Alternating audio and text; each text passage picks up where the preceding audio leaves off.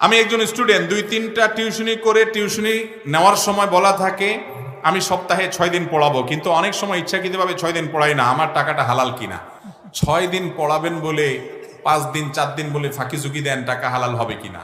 এই টাকা হালাল হতে হলে যার বাড়িতে আপনি যার বাচ্চা পড়ান সেই ভদ্রলোকের সাথে আপনার ভদ্রলোকের সাথে আপনার বোঝাপড়া ক্লিয়ার করতে হবে।